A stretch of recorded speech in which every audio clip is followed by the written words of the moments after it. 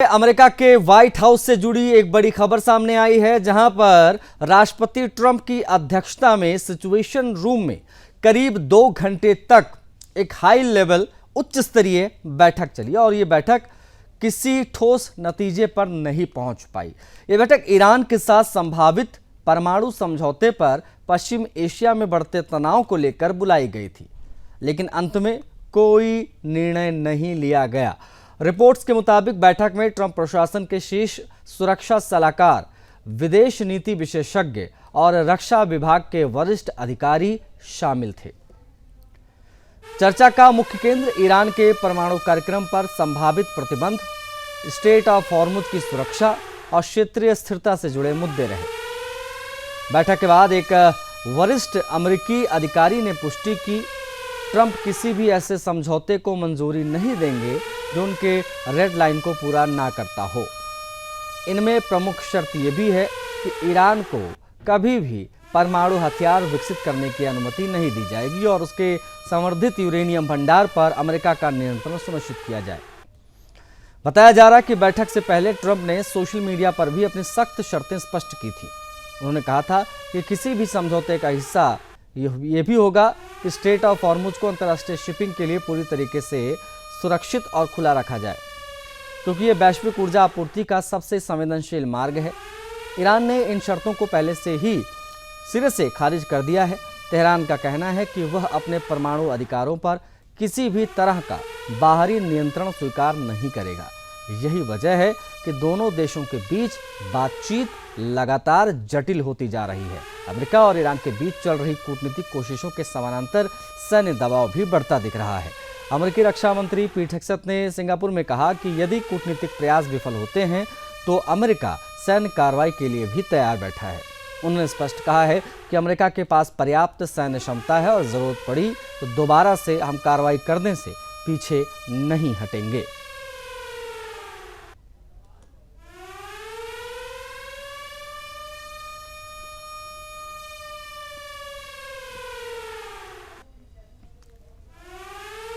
Iran से एक बड़ी खबर है, वो भी जान लीजिए, संवेदनशील भी है ये खबर। आज ईरानी संसद स्ट्रेट ऑफ हॉर्मुज के प्रबंधन को कानूनी दर्जा देने वाले एक अहम बिल पर वोटिंग करने जा रही है। ये वही रणनीतिक समुद्री मार्ग है जिसे दुनिया का 20 से 25% तेल गुजरता है, व्यापार गुजरता है। जानकारी के मुताबिक अगर ये बिल पारित हो जाता है तो ईरान इस जलमार्ग पर अपने नियंत्रण को कानूनी और संस्थागत रूप से इसे देने की दिशा में बड़ा कदम उठा सकता है। ये संस्थागत रूप देने की दिशा में ईरानी नेताओं का दावा है कि हॉर्मुज स्ट्रेट के संचालन का अधिकार केवल ईरान और ओमान के पास है और इस पर किसी बाहरी शक्ति का हस्तक्षेप स्वीकार नहीं किया जाएगा। ईरानी संसद के प्रिसीडिंग बोर्ड के सदस्य अलीद्दीन सलीमी ने कहा कि सांसद इस मुद्दे पर अंतिम फैसले के बेहद करीब पहुंच चुके हैं। उनके अनुसार ओमान के साथ भी बातचीत शुरू हो चुकी है और शुरुआती स्तर पर सकारात्मक संकेत मिले हैं। सलीमी ने उम्मीद जताई है कि दोनों देशों के बीच में जल्द ही एक औपचारिक समझौता संभव है। दूसरी तरफ ईरान की सैन्य व्यवस्था ने भी कड़ा रुख अपना रखा है। ईरानी सैन्य और IRGC ने स्पष्ट किया है कि हॉर्मुज स्ट्रेट से गुजरने वाले सभी कॉमर्शियल जहाज और तेल टैंकर को ईरान द्वारा निर्धारित नियमों का पालन करना होगा।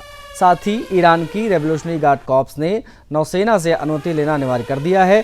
तेहरान ने यह भी चेतावनी दी है कि यदि किसी भी देश का सैन्य जहाज इस जल मार्ग के संचालन में हस्तक्षेप करता है तो ये यातायात बाधित करने की कोशिश माना जाएगा। उसका जवाब भी कड़े सैन्य तरीके से हम देंगे। अमेरिका और ईरान के दावों में बड़ा विरोधाभास देखने को मिल रहा है। ईरानी मीडिया का दावा है कि अमेरिकी राष्ट्रपति ट्रंप द्वारा नाकेबंदी हटाने की बात के बावजूद ईरानी जहाज़ों को अभी भी बाधाओं का सामना करना पड़ रहा है और ये बहुत बड़ी वजह है कि स्ट्रेट ऑफ हॉर्मुज को लेकर ईरान टस से मस नहीं हो रहा है। पूर्व में तनाव एक बार फिर से तेज हो चुका है। ईरान की इस्लामिक रेवोल्यूशनरी गार्ड कॉर्प्स यानी IRGC ने दावा किया है कि उसने रविवार को ईरानी हवाई क्षेत्र में घुसे एक अमेरिकी MQ-1 ड्रोन को मार गिराया। ये जानकारी ईरान की तस्मीन न्यूज एजेंसी के द्वारा आई है। क्षेत्रीय तनाव इससे और बढ़ा है। IRGC के अनुसार ईरान की एयर डिफेंस यूनिट ने इस ड्रोन को अपने एडवांस निगरानी सिस्टम से पहचाना और इसे तुरंत मार गिराया। इस दौरान मिसाइल सिस्टम को सक्रिय करते हुए उसे निशाना बनाया गया था, सफलतापूर्वक इसे गिराया गया। ईरान की तरफ से यह भी कहा गया है कि यह ड्रोन अमेरिकी सेना का था और दुश्मन भरे इरादों के साथ इसे भेजा गया था ईरानी सीमा में दाखिल होने के लिए। इस पूरे घटनाक्रम पर अमेरिका की ओर से तत्काल कोई आधिकारिक सैन्य पुष्टि सामने नहीं आई है, लेकिन ईरान के इस दावे ने पहले से तनावपूर्ण रिश्तों को और अधिक तनावपूर्ण और अधिक जटिल बना दिया है। उधर अमेरिकी राष्ट्रपति ट्रंप ने फॉक्स न्यूज को दिए एक इंटरव्यू में ईरान के साथ चल रही परमाणु वार्ता और समझौते को लेकर बड़ा बयान दिया है। ट्रंप ने कहा है कि अमेरिका को किसी भी समझौते की कोई जल्दी नहीं है और वो धीरे धीरे लेकिन मजबूती के साथ अपनी शर्तें मनवा रहा है। ट्रंप ने कहा है कि अगर समझौता होता है तो वो एक बेहतरीन डील होगी, लेकिन अगर ईरान तैयार नहीं होता है तो अमेरिका सैन्य विकल्प अपनाने से पीछे नहीं हटेगा। उनके इस बयान को क्षेत्र में सख्त अमेरिकी नीति के संकेत के तौर पर देखा जा रहा है। सबसे बड़ा बयान देते हुए ट्रंप ने भी दावा किया कि ईरान परमाणु हथियार न बनाने पर सहमत हो गया है।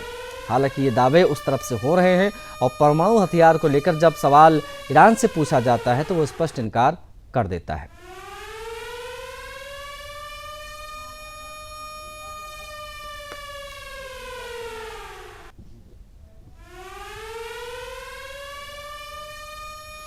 सिंगापुर में आयोजित शांग्री ला डायलॉग के मंच से जापान और चीन के बीच कूटनीतिक तनाव एक बार फिर से खुलकर सामने आ गया है।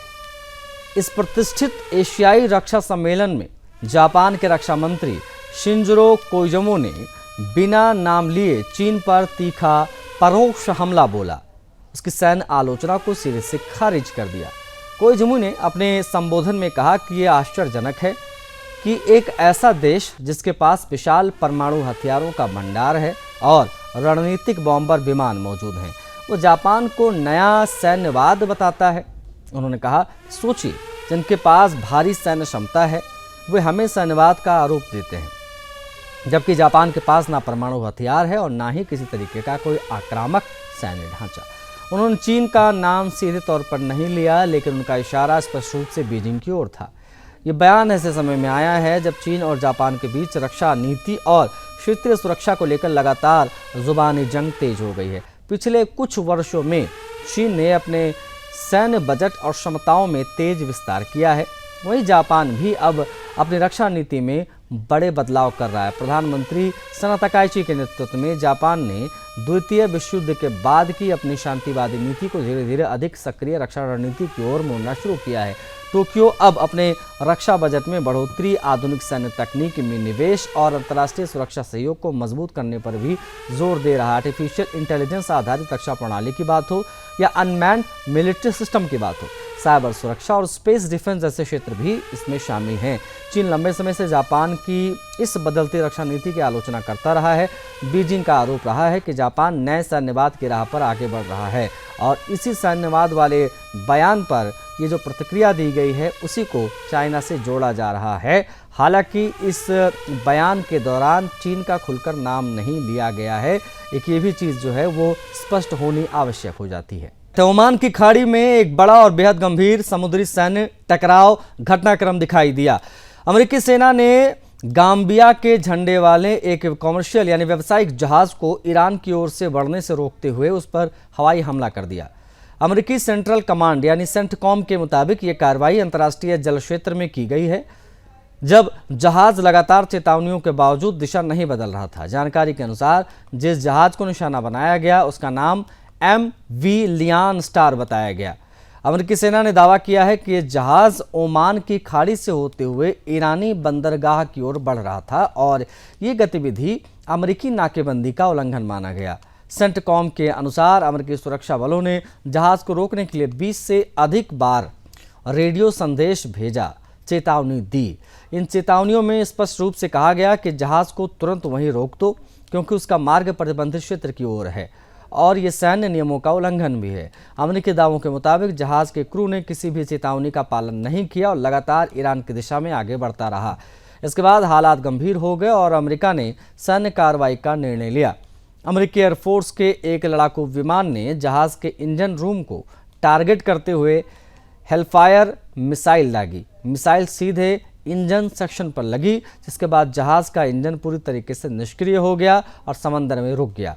इस हमले के बाद जहाज़ की गतिशीलता खत्म हो गई और पूरी तरीके से बेकार हो गया। अमेरिकी सेना ने इस कार्रवाई को नाकेबंदी लागू करने, क्षेत्रीय सुरक्षा सुनिश्चित करने के दिशा में बहुत ज़रूरी कदम बताया, जिसके तहत अमेरिका ने इसके ऊपर हमला किया और ये जहाज़ को खराब कर दिया। विशेषज्ञों का मानना है कि इस तरीके की सीधी सैन्य कार्रवाई समुद्री व्यापार मार्गों की सुरक्षा और वैश्विक ऊर्जा आपूर्ति पर गंभीर असर भी डाल सकती है, क्योंकि ये वही इलाका है जहाँ से दुनिया का एक बड़ा तेल का हिस्सा गुजरता है।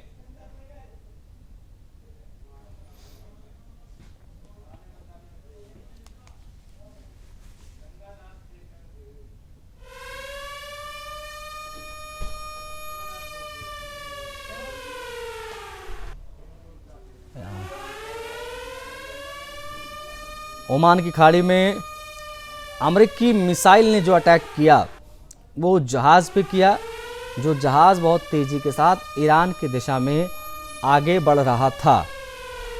बताया गया अमेरिका की तरफ से कि चेतावनियां दी गई थीं, लेकिन चेतावनियों के बावजूद वो नहीं जहाज़ रुक रहा था। जो क्रू था जहाज़ का वो रिस्पॉन्ड नहीं कर रहा था, इसीलिए अटैक किया गया और ये जो जहाज़ था वो वहीं ख़राब हो गया। ईरान की ओर ये जहाज़ बढ़ रहा था और ये जो बंदरगाह है जहां पर अमेरिका ने कब्जा करके रखा हुआ है, उन्होंने चेतावनियां दी कि ये प्रतिबंधित क्षेत्र है, लेकिन वो नहीं माने और अटैक हो गया।